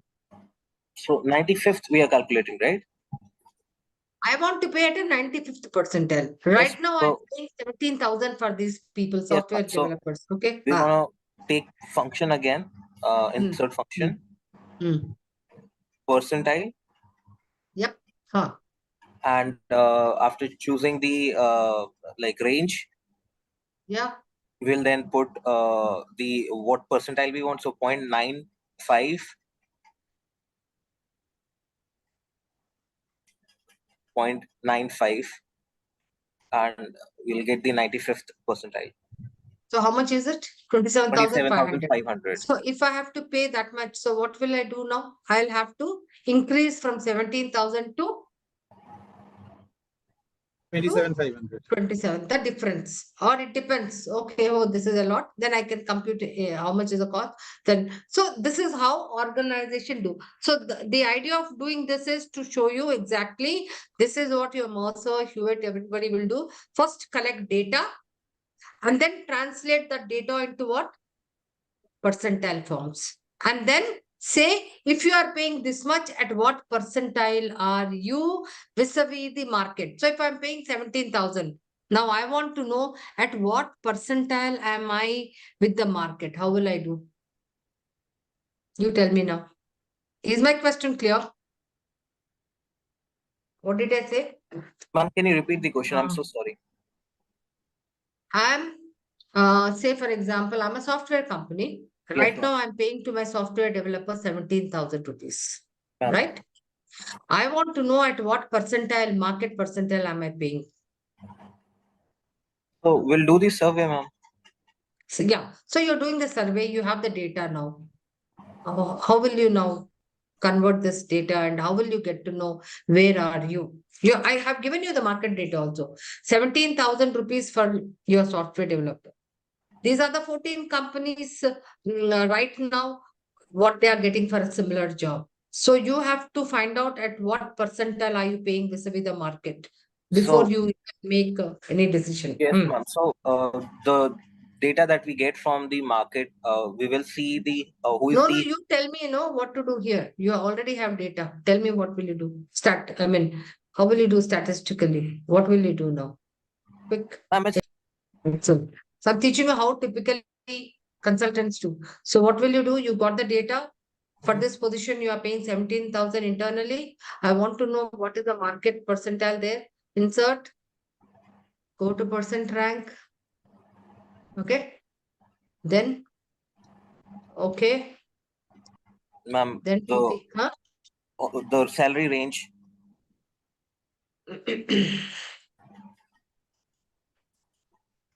Okay. And then we'll put the 17,000. position B, which is 17,000. 17,000. All right.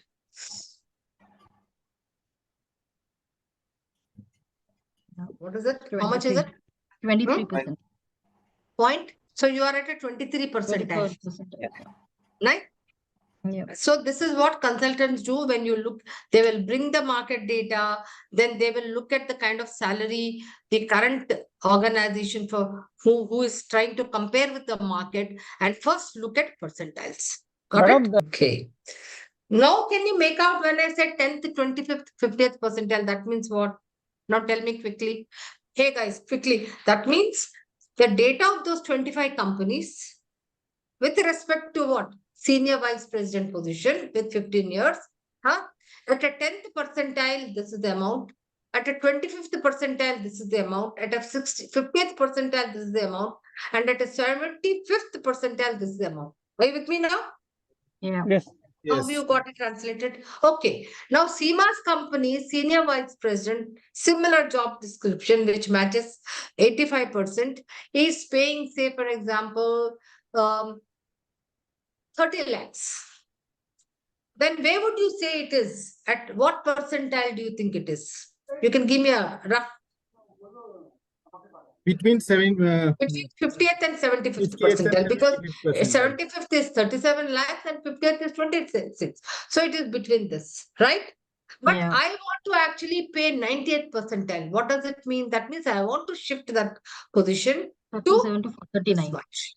Okay. Now, I may see the data and I may want to, I may not want to, depending on the necessity, right? I may not necessarily do it. Only I want to get to know what is it. So when you get your data, you also will look at, hey, how important it is for that, how important it is for you to make a change, necessary course correction, etc. Then even if you make a course correction in terms of shifting that salary there, you also have to look into account whether, because whenever you're doing a market correction, it doesn't mean that you're making it for Dhrubai or Abhijit. No, you are making a correction, course correction in the salary structure. Are you with me? Okay. Then you have an option whether you want to really make an increase in the salary for your poor performance or not. Because when you make a course correction, not everybody gets that increment, etc. Because whenever you see, maybe your average performance, you really don't want to make any change. Okay. Are you getting the substance, guys? Have you understood how to do this? How this mean, median, mode, percentile? What is a quartile? Now we've talked about percentile. What is a quartile? When your data, the range of data is divided into 100 parts, it's percentiles, right? But when it is divided into 25, 50, 75, 100, so that is 25 is first quartile, then 25 to 50 is second quartile, 50 to 75 is the third quartile, and 75 to 100 is the fourth quartile. If organizations are paying between second and third quartile, typically you cannot attract talent. At least you should be above the 50th percentile. What is decile? Divide by 10. 10 equal parts. Yeah. So decile is 10 equal parts. So quickly, everybody can this. Yeah. So what is this data all about? Let me make you understand, and then. So this is market data of how many companies? 1, 2, 3, 4, 5, 6, 7, 8, 9, 10 companies, right? Market data of 10 companies. Wipro, TCS, Infosys, iGate, Simplex, Bristle. Market data for 3 grades. For UI and UX developers.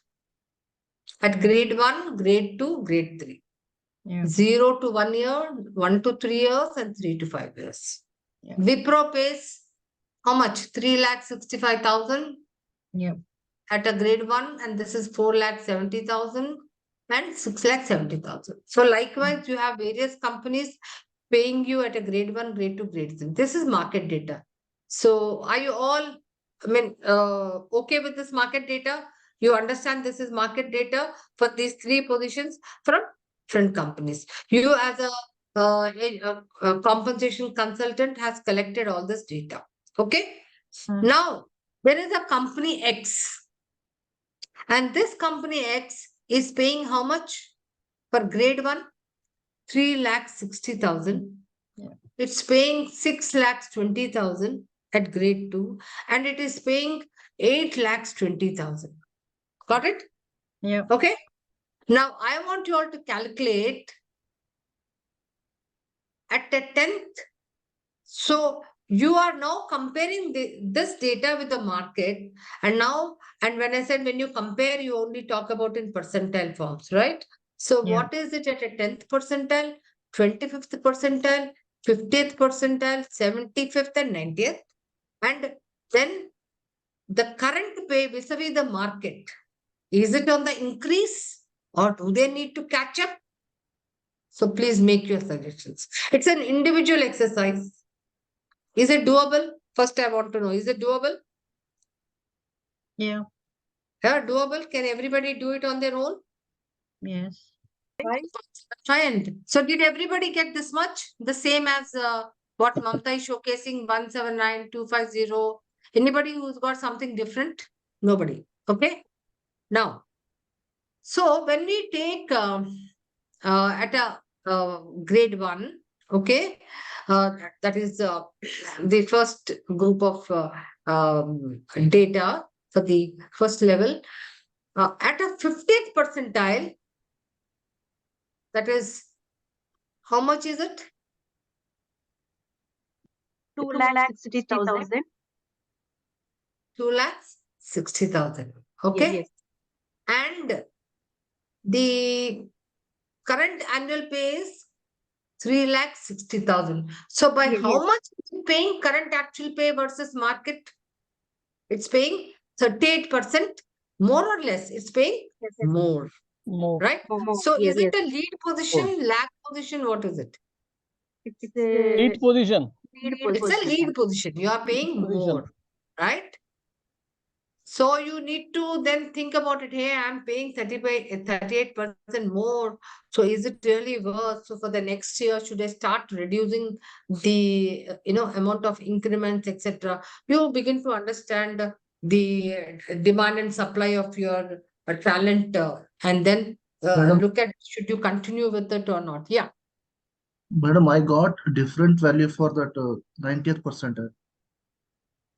Can you just showcase it? You didn't get 306? I think the range is little different. It should be D5 90%. to D14, not D8 to D17. okay. Okay, let somebody else also showcase it. Last Yeah. one. Correct. Last one. Correct. Okay. Correct. For the last two, for the 75th and the 90th Okay. percentile. Thank you. Thank you so much, Suleiman. See, you have to take from that, from your Wipro to L&T, the entire ARF data, right? Yeah. So Now, I think just lock that cell. You need to lock the cell. We can lock the set. No, correct. Yeah. 360. Why not for 7jet? Yeah, madam, correct. okay. Good to go? Yes, ma'am. Good to go? Okay, great. Okay. Let's go to the grade 2. Similar values. Everybody's got similar values or there's a change? Anybody who's got a little different? Yes or no? Similar And values. have you got this, that the current actual pay is, vis-a-vis the market, it is leading by 51%? Yep.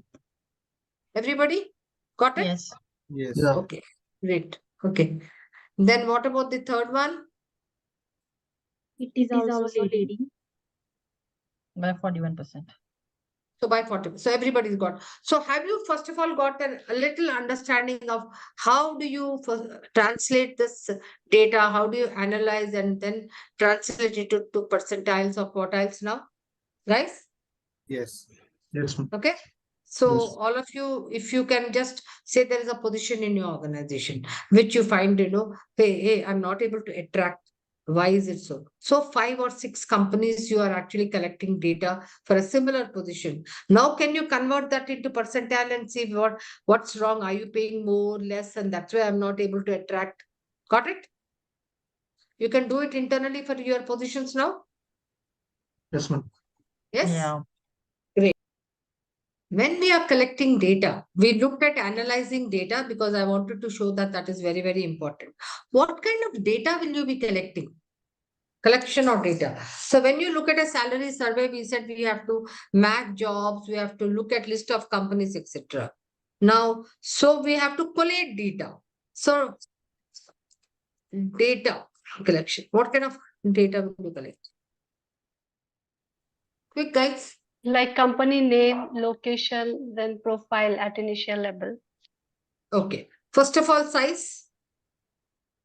No? Right. Then location. Right? Then all the benchmark jobs. Okay. Then when it comes to data, all the direct and indirect. So what will they be?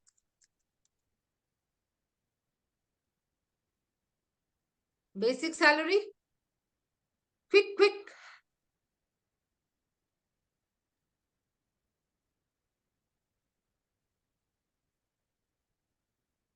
Benefits.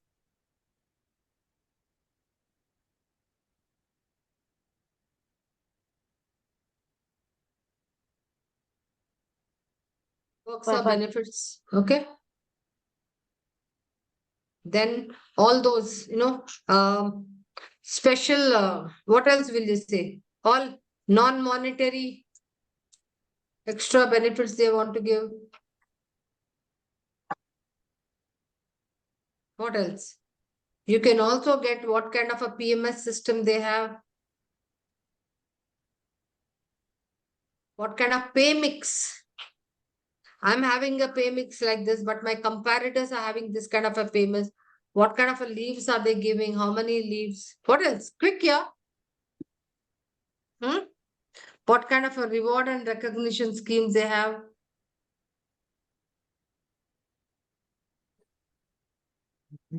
Maybe working flexibility, whether it is work Huh? from home, hybrid, or work from office. Yeah.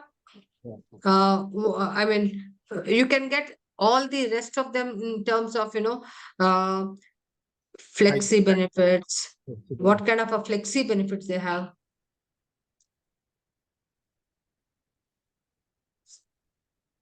Then you also can calculate in terms of, I wrote pay mixes, right? You can also talk about diversity ratios, right? You can also look at promotion policies. You can look at salary ranges.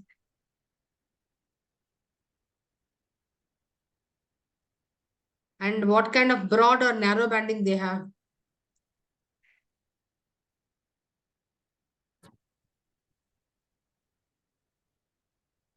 Got it?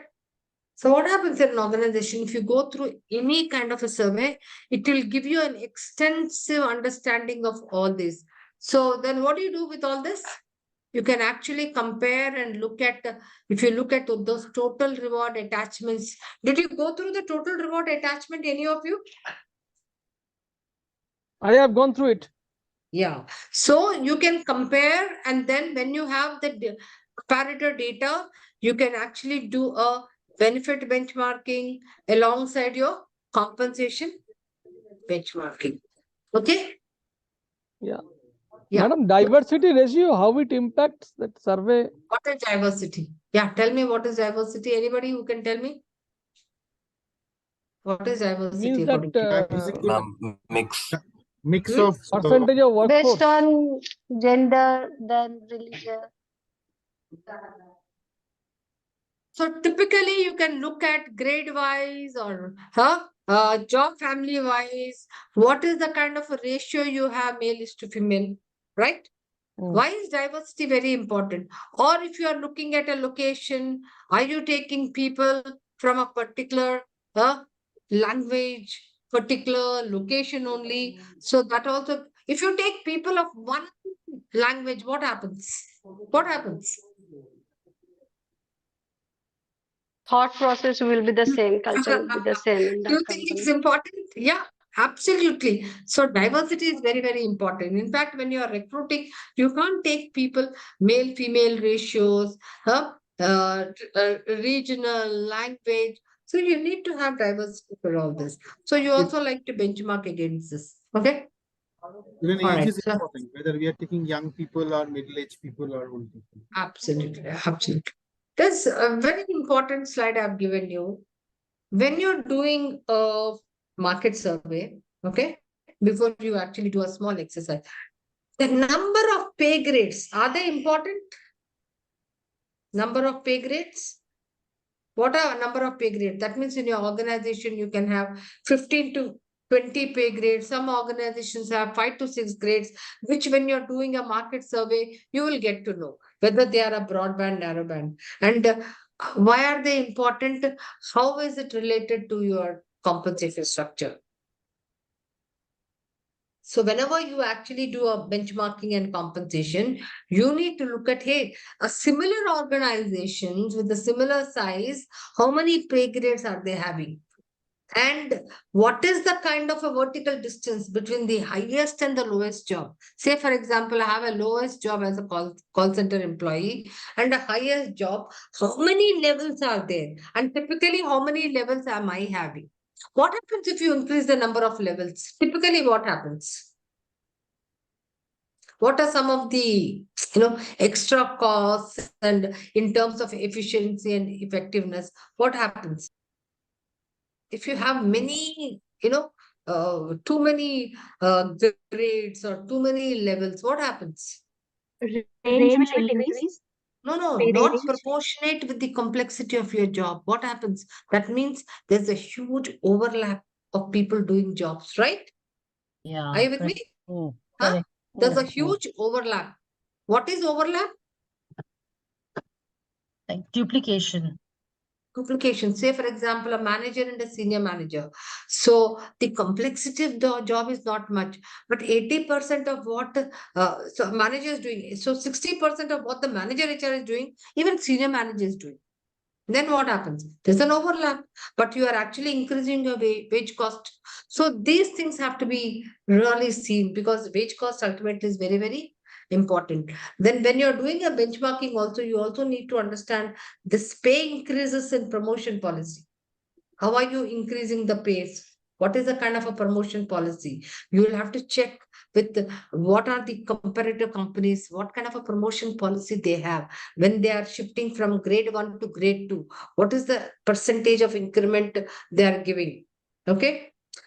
So for that, interestingly, I want to give you this.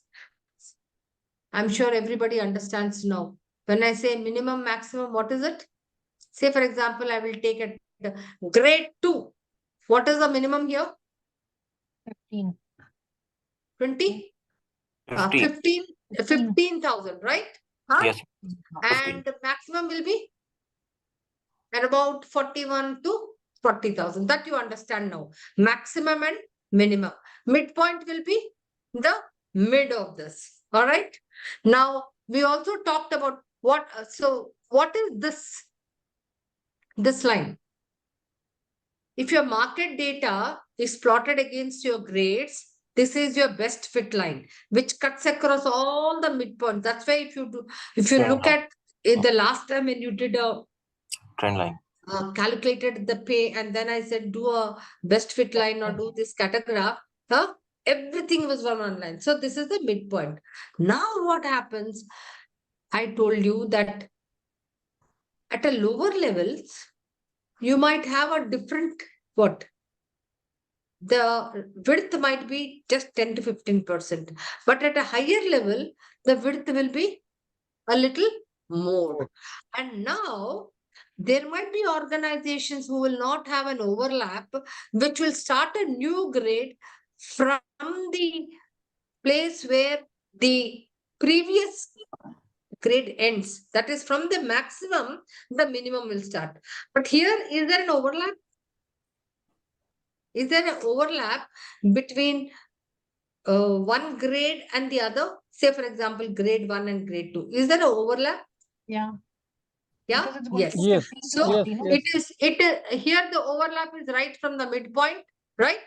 To Yeah. again, there is the next grade starts from the midpoint. So Yeah. typically, when organizations don't have an overlap, what kind of a difficulty will they get? Just think about it. When there's no overlap, you have a new grade starting from the maximum of your previous grade. What happens? There is lack of job enrichment. Huh? Lack of job enrichment because maybe the senior person is doing the actually doing the job of a junior person. No, not that way. What happens if you want to bring in talent, but there is a young talent which you cannot put him in grade 1, you have to put him in grade 2, but you have to fix him in a grade 2, but what, at a very high salary, because Okay. the maximum. So most of the organizations, because you cannot do that, no, when you're maximum, you're starting your grade. So therefore, most of the organization will start at the midpoint, because you can bring in another new recruitee. You can do a fitment in a higher grade with at a higher level, but with almost, say for Same example, I will salary. give it, huh? With With same salary which of the is like the previous previous. bracket. Yeah. Absolutely, absolutely. So even these things matter, whereas how much of, when I'm designing, how much of overlap will I have? How much of overlap will I have? Now just look at this very interestingly. So this is about that overlap. Here there's a 30 to 40% overlap. At the lower grades, as I said, there's just about a 15 to 20% overlap. And here there's a maximum 20 to 80%. Okay. Now I'm going to give you a small data for you all to do. Think that this is not there. The spread is not there. Just take a snapshot. Take the minimum and the maximum and the midpoint. And can you just tell me what is the spread? Don't look at this data. Okay. What is the formula for the spread? Maximum minus minimum by? Minimum. Yep. Done. Okay. So did all of you get for grade 10 65%? Anybody who did not get 65%? Just give me a thumbs up if all of you have got that. Okay. Anybody who did not get these values, 65, 60, 55%, 50, 45. I'm more interested in somebody who has not got, so that we can just help him to do that. Anybody who's not got these values which are here? Anybody? Can you just raise your hand? No? All of you have got it? Okay. Okay. So quickly, to put it in a nutshell, when we are looking at salary survey, we are saying we're looking at essentially the market data with respect to all direct salaries, indirect salaries, then converting them into percentiles and looking at comparing it with our own data. Where are we vis-a-vis that? And then whether we want to take a lead position, lag position, or on par. That is it. Now, say for example, all of you are HR managers and you have got your data, say 2 years ago, 3 years ago, and data is very expensive. Can you use it or you can't use it? Absolutely, absolutely. You can't use the data because it is not accurate, because so many things have changed. Market has changed, economy has changed, inflation has changed. So obviously the rate of a position must have changed as well. Okay.